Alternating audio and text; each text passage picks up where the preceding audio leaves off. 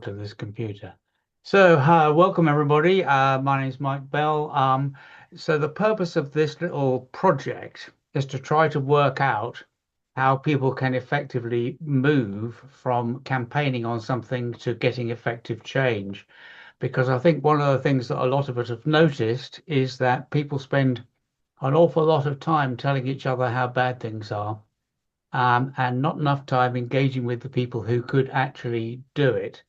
So what we thought we'd do is get together people who have engaged with their legislature, either successfully or unsuccessfully, and see if we can draw out from what they say, a set of guidelines so that people can spend perhaps less time campaigning to each other and going on marches and having conferences and Zoom calls, and more time engaging with the people who will actually um, bring about the change. So today we've got three speakers, Mark Brooks, Bill Bernet, and Ed Bartlett. And the idea is that we might have three of these sessions. So towards the end, we'll be fishing for speakers for the next session. Got a few ideas. So today we got like 15 minutes for each speaker, but we asked them not to speak for that long, to give time for a bit of Q&A to them personally. Then after that, there'll be a general Q&A to the presenters. And after that, a discussion of how we take the project forward. So without any further ado, I'd like to introduce Mark Brooks, who is Policy Director at the Centre for Policy Research for Men and Boys in the UK. And he's been actively engaged in actually bringing about a men's health strategy in the UK, which was launched by our Prime Minister on International Men's Day, much to our delight and surprise. Mark, would you like to go? Yeah, well, thank you, Mike, and welcome everyone. Great to see so many familiar faces. I've got three slides. I'm happy for Mike to share these afterwards as well, so no need to be scribbling them down. So, okay, the three slides really talk about the men's health strategy and how we got here in England. So England's obviously one of the four nations in the UK, but health policies devolved. So each of the other three countries have their own health policy, and obviously we're working on them to have their own strategy. So, and there's three key components. One of them is content. One of them, the next is style and tone, and the other is actually policy implementation and connection. So I'll just go through these. Okay, content. So for a men's health strategy, you're starting from a blank page. And this process, the men's health strategy campaign has been going for about 20 years. Really only started led by the Men's Health Forum. Then it really started to take some shape about 10 years ago, and then really accelerated really from 2020 onward. So it's a long campaign. The first pillar, content. You've got to produce research, evidence-based research, hard graft research. Why the men's health strategy was important. Not just research, but also evidence and testing, and putting that together into a full-blown research paper. So, which is written not as an academic, but as a policy research paper, and they're completely different forms of policy work. Academic papers are only really written for other academics. No member of the public or policymaker can understand them because so much is focused on their methodology rather than actually the impact, I say, quite clearly. So policy papers and research papers are a different form of communication than academic papers. You've got to be clear on what you're asking for, be clear and precise, but also you've got to give policymakers ideas about what will work and what that what that will look like, including any costs of implementation, cost benefits, or you've got to help them, policymakers, turn what you say into actionable policy that they can get through government or parliaments. How it will benefit them. Will it be cost saving? Will it be party politics? You've got to take that into account, whether this is being proposed by the left or the right and how other people react. And often for politicians, that's as much as important as the people it will benefit. Intersectionality is really important, even more so if you've got a left-wing government, um, because you've got to take into account and talk about race, place, class, income issues, employment, economic issues, because they will want to look at that. So it's not all about just men and boys as just one big group. You've got to look at the what I call the Rubik's cube. So the intersections. So black men, for example, men in blue collar work, left behind communities, talk about some of those issues.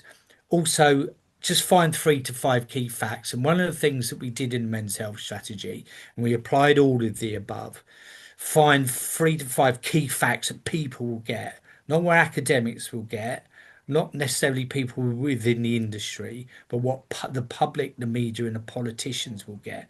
So we majored on 5 key areas: suicide, and use a per day figure; mortality, how many men don't live until 65, which is about 20% of men; cardiovascular disease, everybody gets heart disease, people will know people who've had heart disease, as well as suicide. Look at class issues or place issues. Men in poor regions in England live 15 years shorter lives than men in rich areas. That really resonates.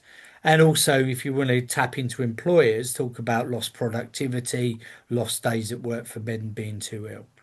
And all of that, you've got to set up a central campaign website resource, go-to place, an information hub people can go to get all the information on your campaign, and also the key facts. Keep it fresh, keep it updated. Tone, second area. In the way you're campaigning and writing your papers, engaging with politicians and the media and other organisations, it's got to be responsible, respectful, and positive. It helps bring more people into the tent. It's got to be apolitical, be above party politics. So if you're in America, try and bridge between Republicans and Democrats, Australia, different parties. We certainly did them on the men's health strategy. We made it such and we wrote it in such a way that nobody from the 3 to 4 main political parties, Lib Dems, Labour, Tories, and our Reform, could possibly object to it. Take the party politics out of it. Make sure you're very clear this is an anti-women, and it's not it's not a zero sum game. Men's health strategy, we made very clear it's not anti-women. We want a women's health strategy which is in place, but it's great for women too. Less caring responsibilities, less emotional trauma, dealing with ill men, and use equality as a lever where you can. Women's health strategy, why can't we have a men's health strategy? And lastly, what can you do to help government create a men's health strategy? Not just to say, here's a paper, get on and deliver it. What can you do to help? And what you can do to shape the actual delivery. Very briefly, the campaign. Create a roadmap. It takes a long time. Where you want to get to, 1, 2, 3, 4, 5 years time. Bring in all other organisations. So on the men's health strategy, it wasn't just men's health organisations. We were briefing women's health organisations and general cancer health charities to get them on board. Find a respected politician, a respected one that's respected by all sides, and get them on board to agree and promote and build this political grouping. So we had in the UK an all-party parliamentary group, which is basically a group of parliamentarians in the House of Commons from all parties. Get them involved, get them to back it. Publish your paper, send it to government and others, organise. And then the last points on the back of the paper, come back to that content. On the back of it, we organise parliamentary debates, committee inquiries, and meetings with ministers and civil servants. Because we had a paper with content evidence based, we had something tangible to discuss, which was evidence based, solutions focused.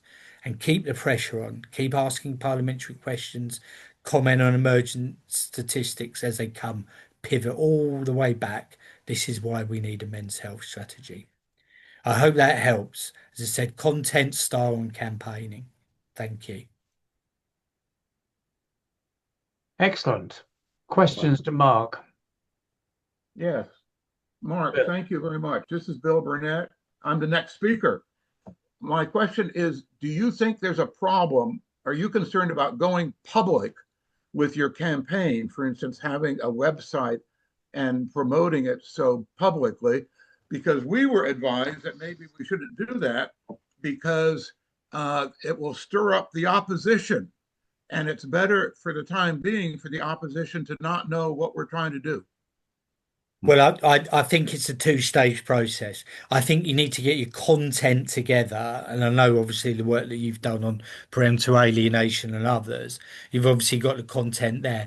But no, you've got to put it out.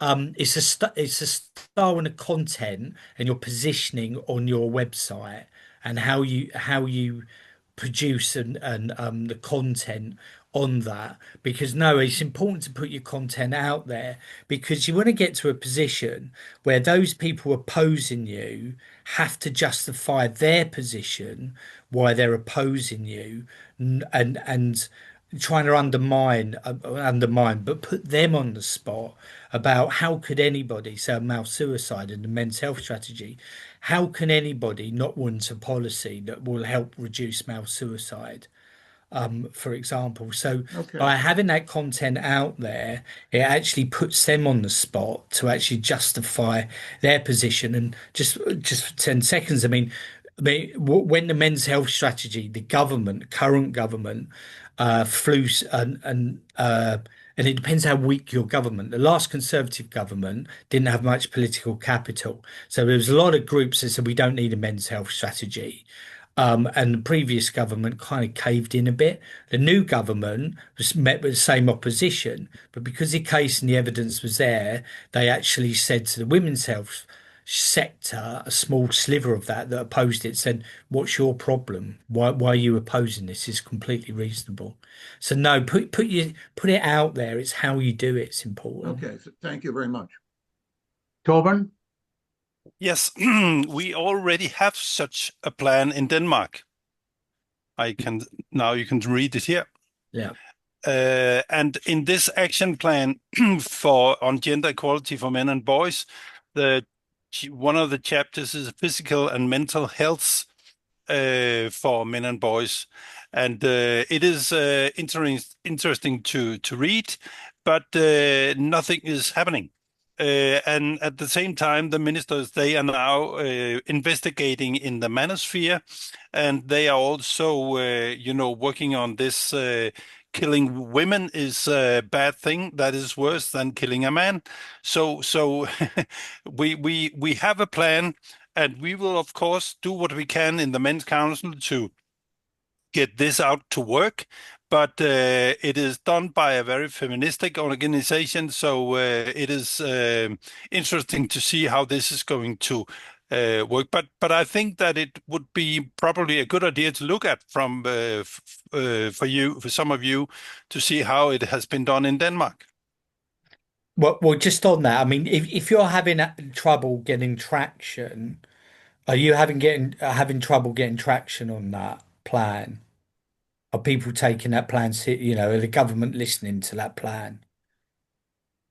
Yes, we Yeah. have problems with that. Yeah. But luckily, So, we had a meeting last Friday with yeah, a woman from the Social Democrats, and yeah, she has discovered what is going on, and she would like to work together with us now, which yeah. is very unusual.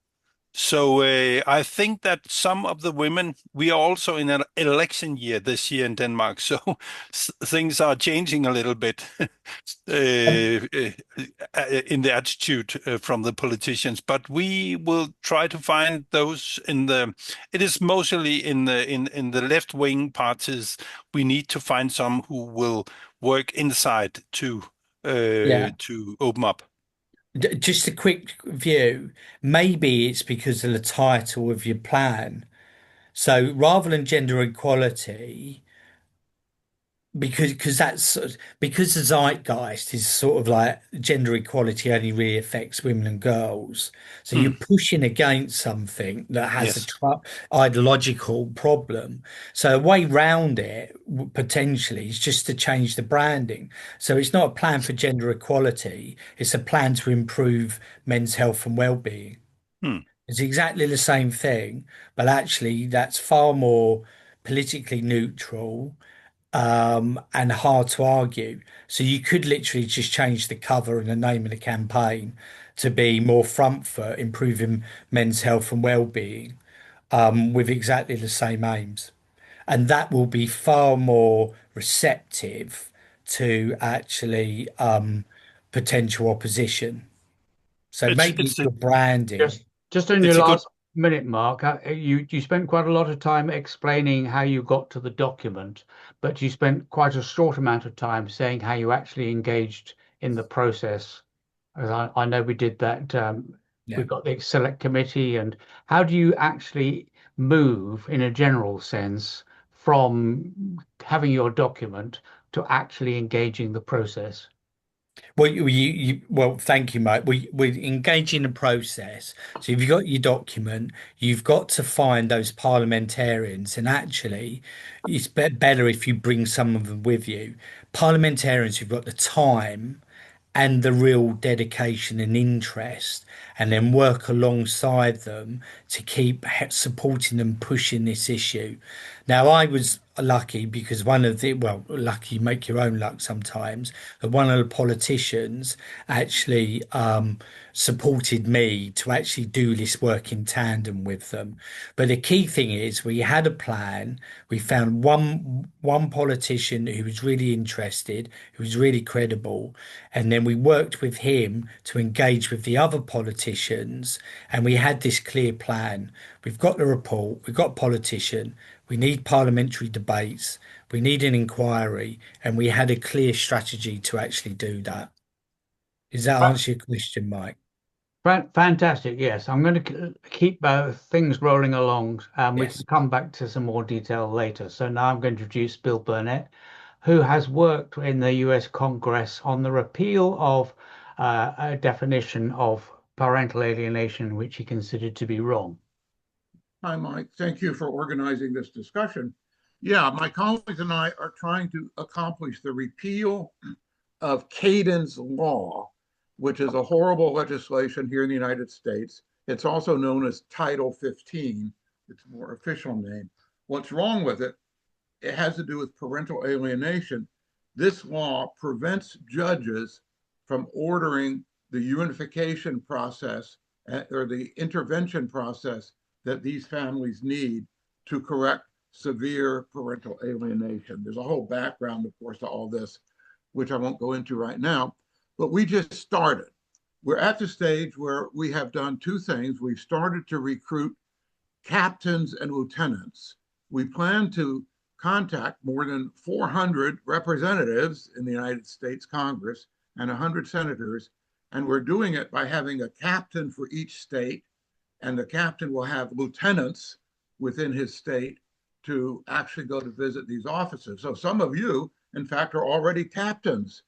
Ed is a captain for Maryland, and Larry is a captain for Pennsylvania, and James is a captain, and Joni Kloss-Zenard, who's here somewhere, there she is. So she's on the executive committee, and she's one of the captains, and I'm the captain for the state of Tennessee. So that's our first step, is to recruit personnel. And we actually have about half of the captains for about half of the United States. We have a captain for a state. So the second thing that we've done is we started to develop the key documents. I think, like Mark said, we need a document that explains succinctly what it is we don't like and what it is we're trying to do. And let me see if I can quickly show you what these two key documents look like. I may or may not be able to do that.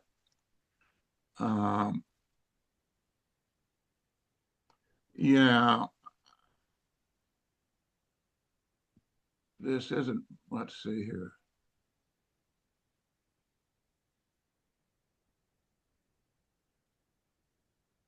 That's okay. This really isn't giving me the information I want. I guess I need to refine my share techniques.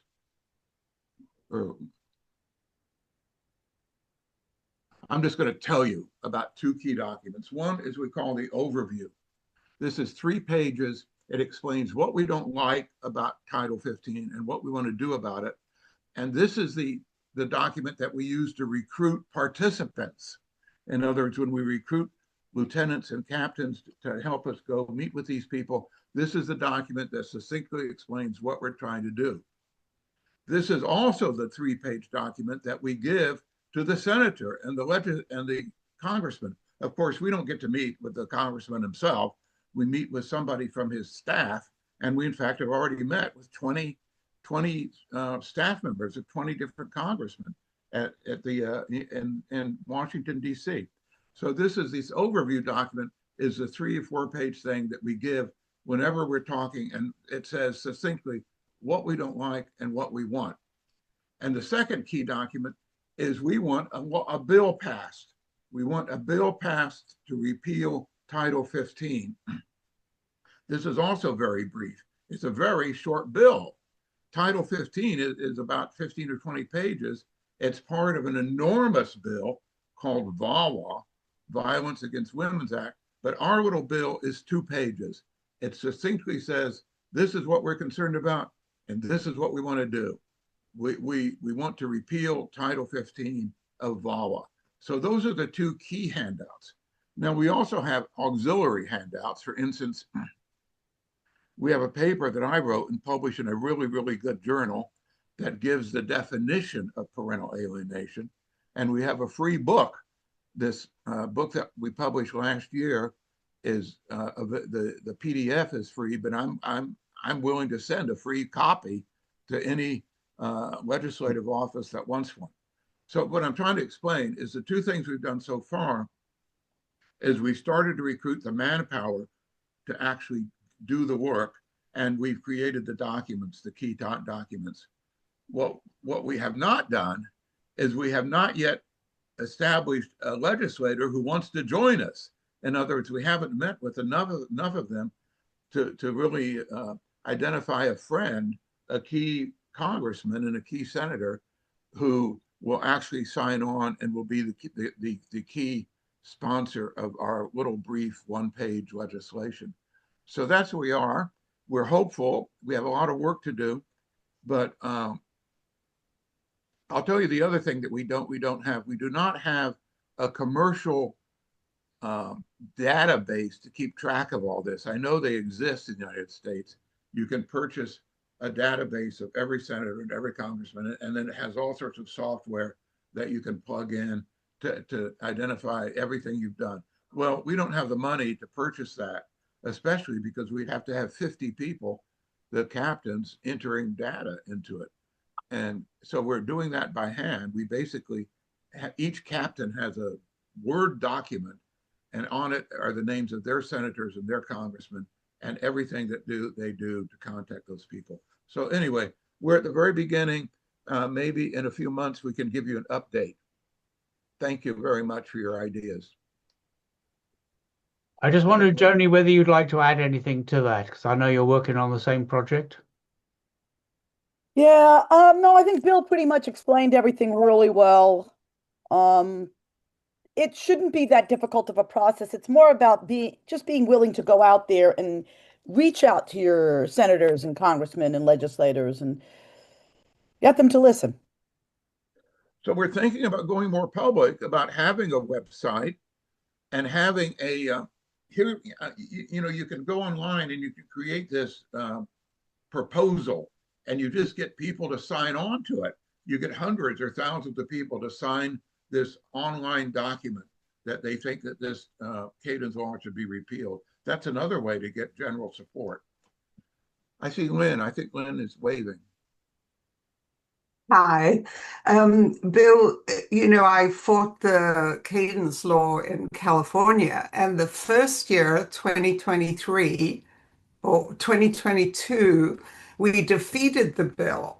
And the reason we defeated the bill was because I managed to get lots of judges to support the cause. And that's what made all the difference. The second year, not only was I exhausted, but everyone else was too, from fighting this bill. And the judges had been so attacked that they didn't want to do anything at that time.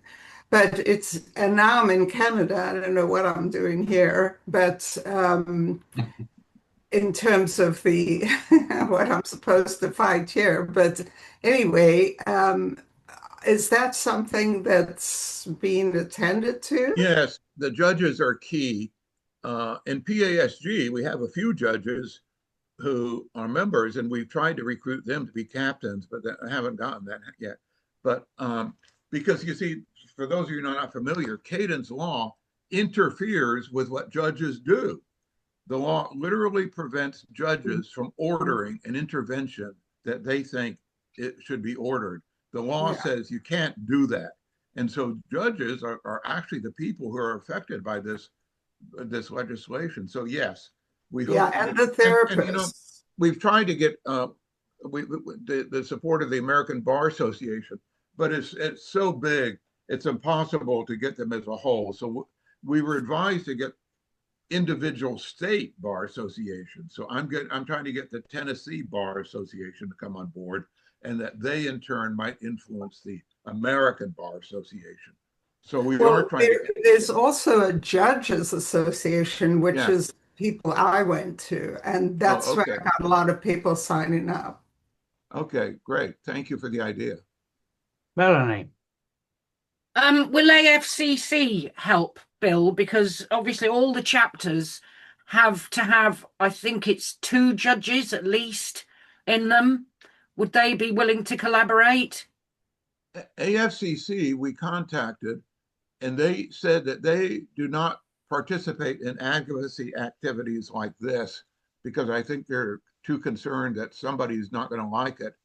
So we tried to get AFCC to come on board, and they declined. We tried to get another organization here called the Apple Academy of Psychiatry and the Law, and they said they don't participate in advocacy. But we are working on the APA, the American Psychiatric Association, and the Child Psychiatry Association. Both of them are at least considering endorsing this project. That's important because when you go meet with the representative, the first thing they say is, what organizations support your position? So we do have a number: Davia, NPO, PASG, PASI, PASI, and some others, PAC.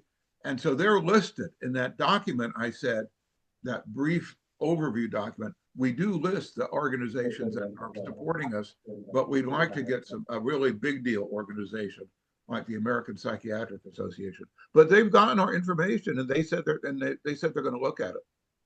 And also all the private judges, they're a good resource. I think it's called JAMS, right? Is that there are such a thing, Yeah. And I went to them individually. They were very receptive, and they did join in the fight. Thank you. I know California has private judges. Well, I was in California, so this was in California. But I found that going to the legislators was not that fruitful because you meet with 20-year-olds, and they don't know what you're talking about.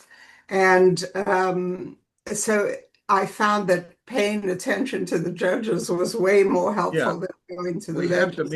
We have to meet with enough legislators to get sponsors. Ultimately, we can't go anywhere unless we have several sponsors in both the House and the Senate. So that's why we're meeting with all these people. Can I just clarify, Lynn, have you actually succeeded in California in doing what Bill wants to do? Say that again? Have you actually succeeded in California in doing what Bill? Yeah, we did 1 year. And then the second year, the Judiciary Committee also trounced the bill. But what these people did who sponsor this bill, the day the legislation closed, they went and put the original bill in its entirety and gave it to Gavin Newsom to sign.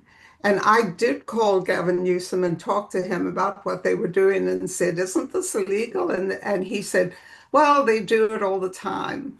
So and then the very next day he signed the bill and he got a big award from them as the children's protector. Okay. Yeah. Right. Any other? Yes, Conrad. Hey guys, I do have a quick question. First and foremost, I want to say thank you to both of the speakers. Bill, I have an organization I started out here in Florida about a year ago that's working on exactly the same thing, and I wanted to see if you guys have any leadership out here or if you guys are actively recruiting, because I'd love to collaborate with you guys on this. Yeah, we are recruiting in Florida, and Joni is in charge of our personnel. Okay. Why don't Conrad, why don't you put your email in the chat, and Joni and I will be in touch with you. Okay, I can do that. Even better, I'm going to put my email in the chat and you're going to email me and Bill. Because That works way, even better. yeah, it's much better. Yeah, Conrad, thanks for your comment. Some of the people on this call are already involved with this, or captains. Yeah. And so yes, but we do need more help. Okay. Well, I'm certified. I'm certified by Washington, D.C. as a human rights expert and a children's rights expert. Cool. That's So great. we've gotten a little bit of leeway too. I don't want to take up a ton of the time on the call, so I'll reach out to you guys and I can explain all that more in depth.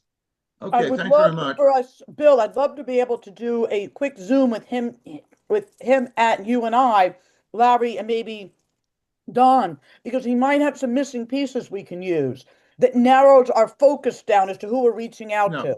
Yeah, we should do that. Yeah, for sure. This is interesting. Maybe after we've worked out the guidelines, these sort of sessions are suggesting it might be a good idea to focus on a particular campaign and see who can help and what the blocks might be. But moving straight on, we're now going to hear from Ed Bartlett, our esteemed leader, who has achieved campus due process policies in the US Congress some years ago. Over to you, Ed. Okay, good to see everybody. This is a great idea, Mike. Thanks for organizing this. So I'm going to do a screen share. So give me a second while I get this set up. Okay. I think everybody can see this. All right. So we're going to be talking about a particular piece of legislation, or actually in the American Code, called Title IX. Title IX is a federal law that's designed to stop sex discrimination in schools. So everything I want to talk about is Title IX and how Title IX was abused in order to push a particular agenda going back all the way back to 2011. I'm not going to go into all the details because it would take too long to go into all the details. But again, this is Title IX, a federal law designed to stop sex discrimination. So the entire controversy started during the Obama administration when the U.S. Department of Education issued what they call a Dear Colleague letter. And the Dear Colleague letter was designed to remove certain due process protections for students who've been accused of some type of sexual misconduct.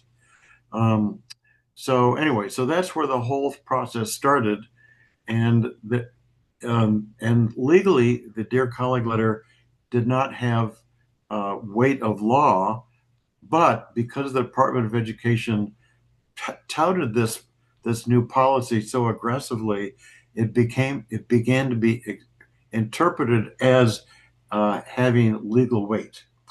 All right, so what I'm going to do is I'm going to go through this whole saga took place in 4 different stages. Again, I'm not going to go through every piece here, but this is all on the SAVE website, saveservices.org.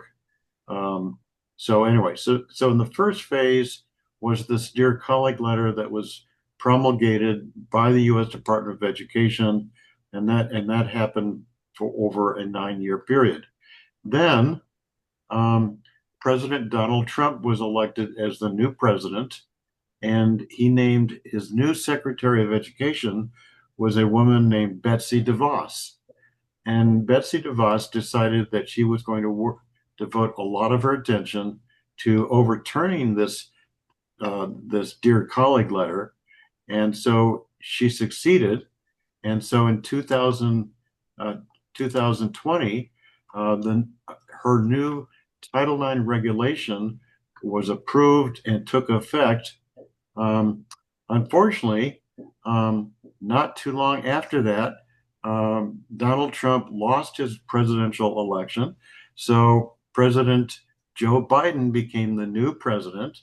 And one of the very top priorities of Joe Biden was to, guess what, overturn this Betsy DeVos's Title IX regulation. So we were kind of back to where we were back in 2020. So anyway, so this new proposed Biden Title IX policy, number one, was designed to remove a number of due process protections. And number two, and probably far more controversial, was to change the definition of sex to be gender identity. And of course, the concept of gender identity undermines or underlies the whole transgender movement. So anyway, so Biden's Title IX policy got into enormous controversies over this changed definition of sex. So his policy took effect in 2024. Fortunately, we had quite a coalition of groups fighting against this. So, and by as luck would have it, Donald Trump was reelected as the new president. And guess what? That was one of his first priorities, was to overturn the Biden Title IX policy. And so there were a combination of factors. First of all, there was the Supreme Court issued a ruling that was contrary to the spirit of the Biden Title IX regulation. Perhaps most importantly, there were a number of judges, federal judges, that issued rulings against this Biden Title IX policy. The rulings are all listed here. If you really want to delve deeply into the rulings, they're all listed here. And these rulings began to be issued in 2024, and you can see many different states, and these were initiated by the attorneys general in those states. So anyway, so a whole lot of federal judges issued rulings. Generally, those rulings only apply to the states in which those judges were located in a given district. Then last but not least was a series of executive orders by President Donald Trump. One of those was actually an executive order to actually dismantle the U.S. Department of Education, but that wasn't the only one. And again, all of these are on our website.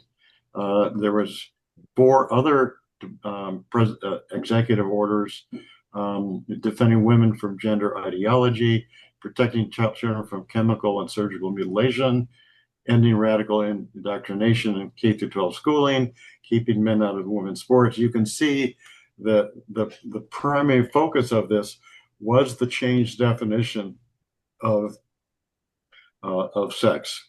So again, this was a 14-year battle, and we won. We completely won, thanks to especially the executive orders And thanks to these multiple, and I'm just going to show you again, there was a number of judges, and perhaps most important was this judgment in 2025, in which Judge Reeves issued what's called a vacatur decision, which had the effect of blocking the regulation, not just in his district, but throughout the entire United States. All right, so I've gone through 14 years of a, let's call it a pitched battle. And so how did we win this battle? Well, I've identified 5 different factors. I think I can change get rid of the stop share so we can see each other again. So I've identified 5 factors that were decisive in us winning this really extraordinary battle. So number one is that in the United States, there's a well-established legal basis for due process. You see it in the Constitution. There's a lot of case law, and that there's strong public opinion in favor of due process. So that's one factor. Second was the strong political support of Donald Trump for cleaning up this Title IX regulation issues. He didn't promise these changes during the campaigns, especially during his initial election. It just came along, at least for me, by surprise. So, but in any case, his support was really pivotal in winning this battle. Third, there was a broad range of people participating in this battle to overturn the Biden Title IX regulation. And these include groups like not only our group, SAVE, and I'll just mention their names quickly, the Foundation for Individual Expression, also known as FIRE, National Association of Scholars, Families Advocating for Campus Equality. And then the last factor is there was really an intensive media battle taking place throughout this whole process. We did, I think we did several hundred press releases over the 14-year period. We had a rally in front of the Department of Education building where people gave talks about their opposition. We even wrote a letter calling for the resignation of the head of the Office for Civil Rights. And we actually did a press conference about that. So anyway, so I've kind of gone through this pretty quickly just to explain it was a dedicated effort. It took a huge amount of effort. It was a combination of media, political factors, legal basis, and more. So that's, be happy to answer any questions. Thank you. I have one that immediately comes to mind. If you were to give advice to yourself 14 years ago on how to do it quicker, or what would the advice be? Mike, that's a good question. And I have to say, I can't think of much that we would do differently. I mean, we just, I also didn't mention, we did a fair number of lobbying events in Congress. We had meetings with staffers. The people participating in these lobbying events usually, for the most part, were mothers of students who had been falsely accused. So that was some of those lobbying events. We had 10, 12 mothers participating, and we made quite a presence. So to answer your question, Mike, I think we did a pretty darn good job. I can't think of other changes, but maybe others on this call have other ideas.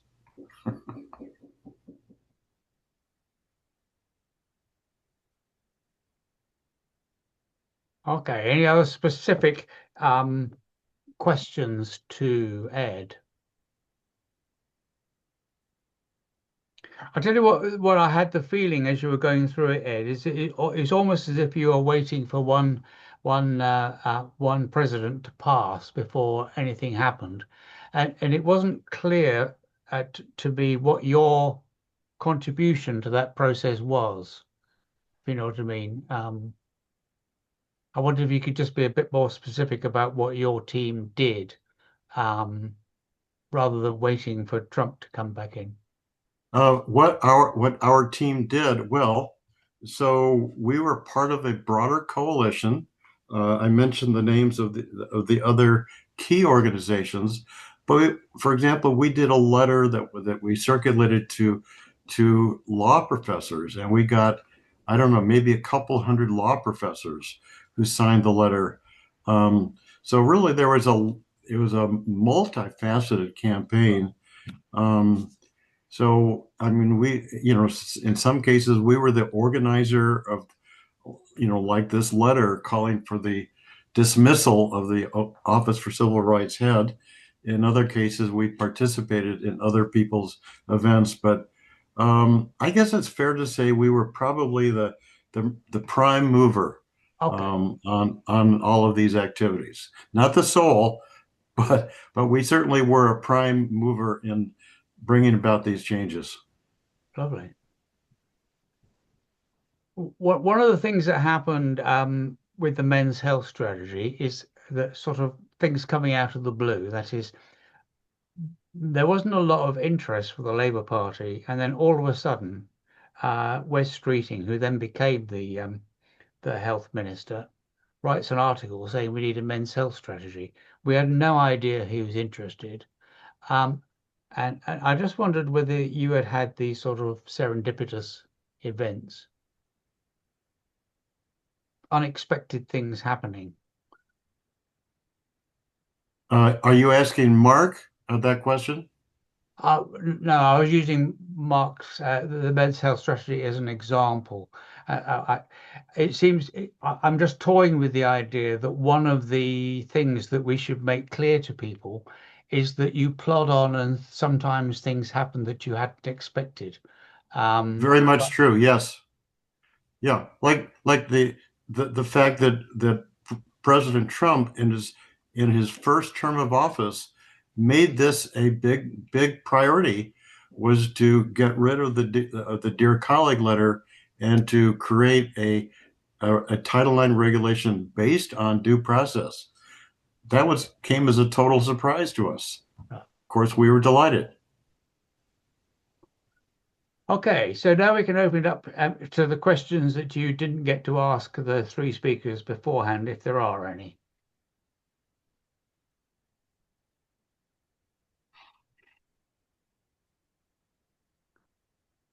And well, Mark's got his hand up. Yeah, it was just to build on your point, Mike, about a government minister who was in opposition at the time now had the paper, because of the work that we and others had done in mainstreaming the argument about the need for a men's health strategy.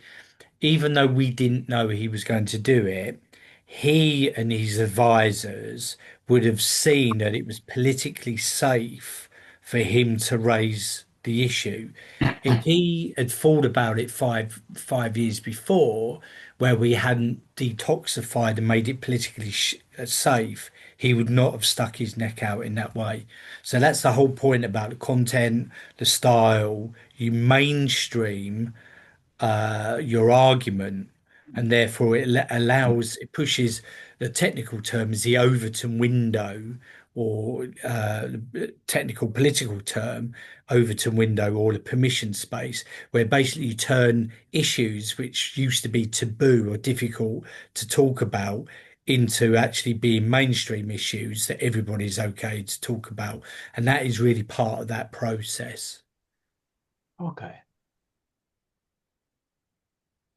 Mike, I think I might add another comment. From my perspective, I am seeing a change, a broad change, not just in the US, not just in Australia. I'm seeing this change around the world it's a broader change that of, for example, just this morning I read a person, one of the key leaders of the Davos meeting in Switzerland, saying that many institutions have lost their credibility to the general public. They would never have said that a year ago. And we're seeing this a lot in Europe with where countries are saying that they are disgusted with all of the immigration issues and how that's changed the fabric of the culture. So I think we're seeing monumental changes around the world on these issues that I don't fully understand how this came to pass, but thank God it seems that we're on the right side of history right now. Excellent. David. So how do we translate that, Ed, into tangible, concrete wins and achievements? And this is a question, obviously, for Mark and Bill as well, because how do you harness, those millions of people changing their mind and being more open? But how do you harness that? How do we choose the specific goals that have the most likelihood of success? And I think the media is really a key part of the answer to your question, David, is, whether we're talking about social media or mainstream media, whatever, I think the media really plays a key role. And I sometimes think, well, we should probably devote more attention to engaging the media. I mean, for example, Davia does weekly press releases. And as you know, they're pretty hard hitting press releases. And that's what we think. We think that's the kind of messaging we need to put across. Mark, what are your thoughts about harnessing that shift? Well, I'll be bold. I don't think the general public are as important as the establishment, which is and if you were looking at, because it's hard, and a lot of most of the public are just too busy getting on with their lives. What's useful with the public is to have some case studies. So if you were looking at wanting a suicide strategy, the key thing is to have some case studies, especially where the system's failed. And even more so, if you look at a mouse suicide, have the case studies led by their mothers. So it's important because just the way society is, I've got a line, no one fights harder for sons than mums. And basically, look for the public for case studies, but trying to get them onto a general campaign, it's just too big an issue. So you need to look at the establishment stakeholders, which is media, influencers, social media, etc. The public's too hard. You haven't got the time or the money. Okay, Torben, followed by Mac. Yes, a short comment to working with organizations, which is very important. I agree on, but we have the case in Denmark that the psychological association, it's dominated by women, and we had a verdict in the Supreme Court 3 years ago about parental alienation, which should be the what you should do in the court system from that on. But the organization denied to follow that. And also by the judges in Denmark, not in Supreme Court, but in the High Court and below, it is dominated by women now. And they have this attitude that children belongs to women. So we have really a critical situation because it is very tough to work with these professionalities. So just a comment which I don't know if you have the same situation in other countries. Anybody, would either of you want to come back on that? Sorry, any one of the three of you want to come back on that specific point before I move on to Mac?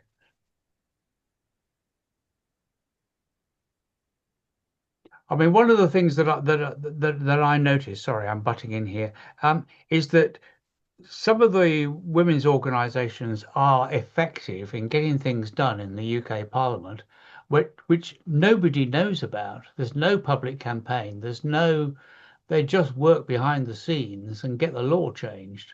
They managed to persuade the government to change the law to remove the presumption of contact with both parents following separation.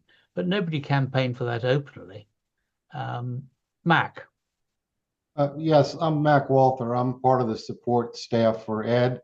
And I just felt like Ed was being a little modest when he was speaking. He has sent out hundreds of press releases to federal lawmakers, state lawmakers, prosecution attorneys, defense attorneys, to broad groups over the last 10 years. Hundreds of press releases. In addition, he's met with staffers in Congress a few times a year, in the Senate and the House, to discuss these issues. The topics of the press releases are always timely, things that are going on in the news that are pertinent to these issues and how changes need to be made. So I just wanted to throw that out there. It's been a huge effort. Just to add to that, when Ed sends the team here a press release that he's written, and we often request that you send it to your lawmakers, we are also sending it to every lawmaker in the United States. You forwarding shows that we're not alone, that voters in that district agree with us. So we're not asking you to do our heavy lifting when we ask you to send it to your lawmaker in your state. And by the way, I'm talking about United States because we were requesting a Title IX, a United States law repeal, but we send it, the international ones for Davia and MB, we send it out to the entire world, lawmakers in every country. So we put our money where our mouth is when we're asking you to share it, when we're posting it online, and we ask you to also post it online. It's so we have a larger, stronger voice. So that's, we believe in engaging with our lawmakers, and that's what we're doing. We are engaging. It's just by an email and a press release.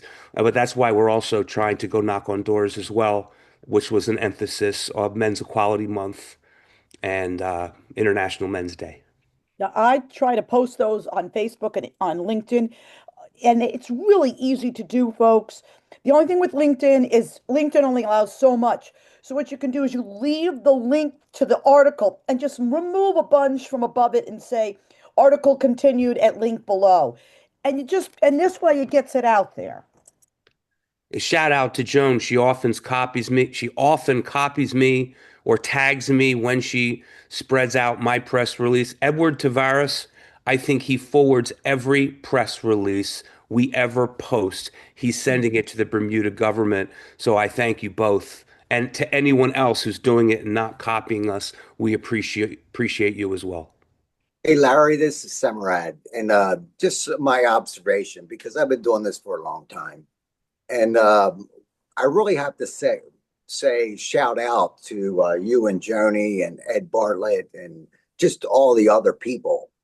What we're faced with right now is we're seeing a little bit of a transformation, especially with some of the younger people coming up and they're saying, hey, this is not right. Okay. And we might want to leverage, getting some younger people involved in that sort of stuff. But what we're doing right now, or what you've accomplished right now, is getting this global, okay, and saying we've had enough, okay, and it's going to take some time. It's really going to take some time, but I think we have a pretty strong foundation right now. And how do you change the attitude of 8 billion people in the world? You don't do that overnight. And I've been watching some of these other groups, and how do they make stuff happen? We talked about Cadence Law.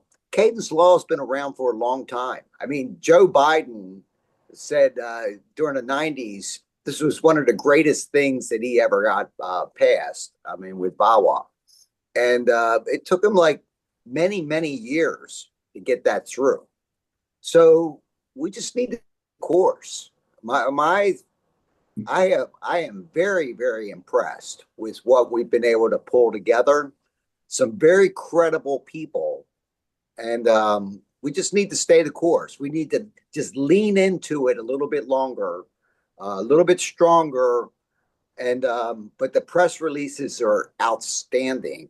I don't know, who, maybe I'm not sure who orchestrates those, but the press releases, sending those out to all of the leader people, and then getting some credibility in Congress, the United Nations. I did try to reach out to some people at the United Nations and Congress. We just need to keep staying the course and keep accelerating what we're doing and just lean into it. It's going to take some time. But in the 25 years I've been involved in all of this, I've never seen the amount of energy that, and everybody's in agreement. Everybody's in violent agreement with it. Hey, something's got to change. It's got to change. Over. Just to answer your question, James, Ed's the captain of the press release team. He makes me look good because I get to put my name on it when I send mine out. But he's got my back the whole way. So that's your answer. Ed is the brain behind the operation. Over. They certainly come across as something that took several days to research. Right. So now we get on to the next bit is how we take this project forward. I get the feeling people will probably think that we should. So I won't give you the opportunity to say no. Now I've got a few names potentially lined up for the next session. One is Melanie, who's just dropped off. Then there is Larry, and Robert Garza, I think, only he hasn't got back to me. I've also got Mark Ludwig's name down. So I'm just wondering, do people have thoughts on who we should have next time and who we might add to the list?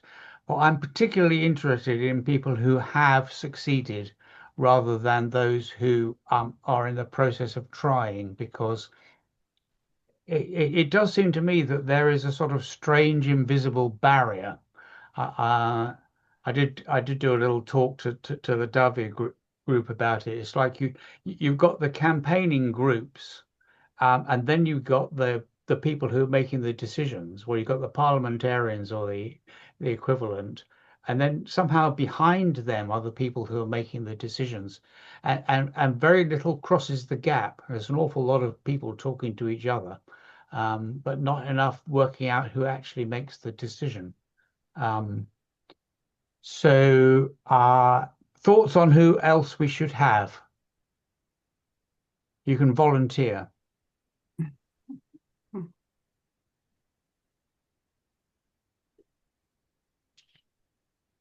Well, Mike, I have Robert Garza's cell phone, and I'll text him because you said you want 3 people, and I'm sure Melanie is still on board. I'm still on board, so I'll try and make sure I can lock him in as the third voice for next time at least. So at least you have next week covered.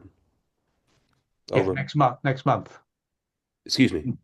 Yeah. Next month. Yes. Yeah. I mean, he did say he would do it, but he didn't answer my 5 questions. So I'll just I'll communicate with you and get that sorted. Sure. So is there anybody else that we should pull in?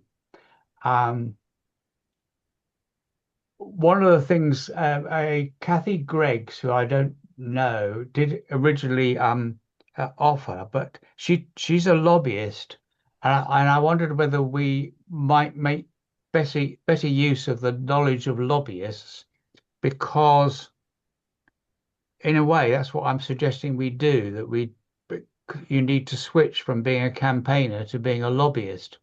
I don't know whether you'd agree with that, Ed. How about that Amy woman, Ed, who went on our month, or who was in DC with us? I was just thinking the same thing. We can ask her. I Mike, know I'm pretty sure you guys had Lisa Britton on, but I don't know if she ever actually talked about the concept of Don't Kick the Puppy Act. I'm wondering if that's kind of interesting area.